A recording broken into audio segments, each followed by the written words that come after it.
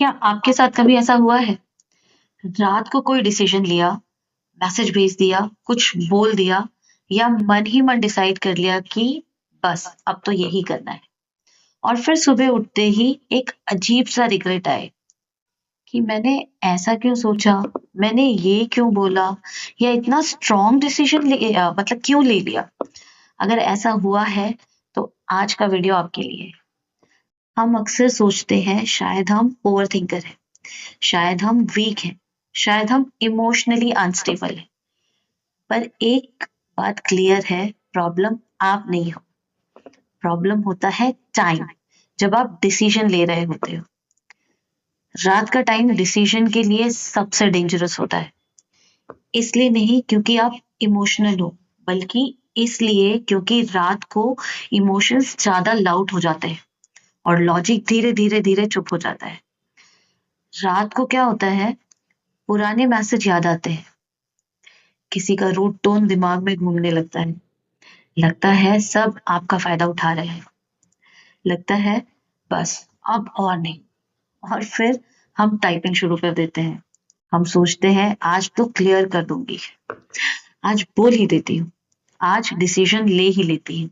और उस मोमेंट में लगता है ये बिल्कुल सही है, पर सुबह वही डिसीजन हैवी लगता है, ऑकवर्ड लगता है, कभी कभी एम्बैरेसिंग भी। और हम खुद को ब्लेम कर देते हैं। इसका रीजन इमोशनल नहीं है या इमोशंस नहीं है, ये बायोलॉजिकल है। रात को आपका ब्रेन थक चुका होता है। जो पार्ट डिसीजन लेता है, प्रीफ्रंटल कॉर्टेक्स, वो टायर्ड होता है।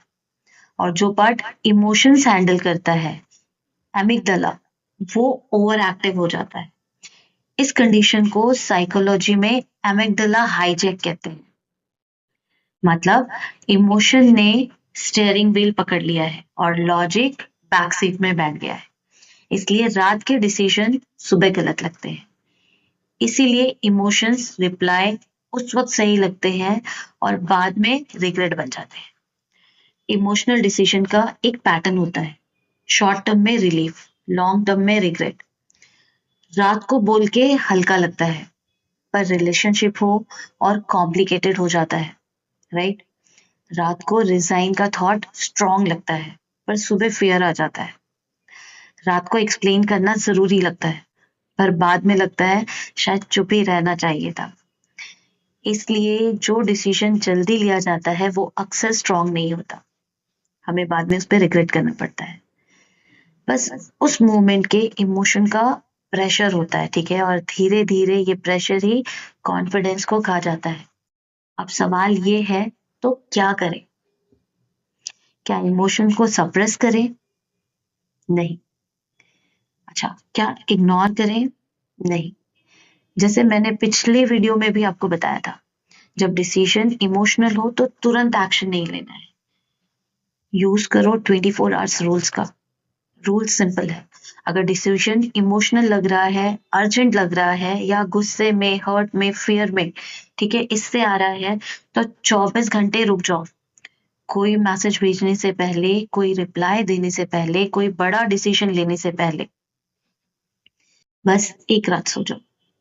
सुबह ब्रेन, जो आपका दिमाग है, वो रीसेट होता है, इमोशंस सेटल होते हैं, क्लैरिटी वापस आती है और अक्सर डिसीजन अपने आप चेंज हो जाता है। स्ट्रॉन्ग लोग जल्दी रिएक्ट नहीं करते, वो स्मार्टली डिले करते हैं। क्योंकि आज की लाइफ में प्रॉब्लम इमोशंस नहीं है, प्रॉब्लम होता है उनके साथ गलत टाइमिंग पे डिसीजन लेना। जब आप टाइमिंग समझ जाते हो तो चीजें ऑटोमेटिकली कंट्रोल में आने लगती हैं। आज से हम वही बात करेंगे जो रियल लाइफ में आपको रिग्रेट से बचाती है। नेक्स्ट वीडियो में मैं बात करूंगी कौन सा डिसीजन कभी एक्सप्लेन नहीं करना चाहिए।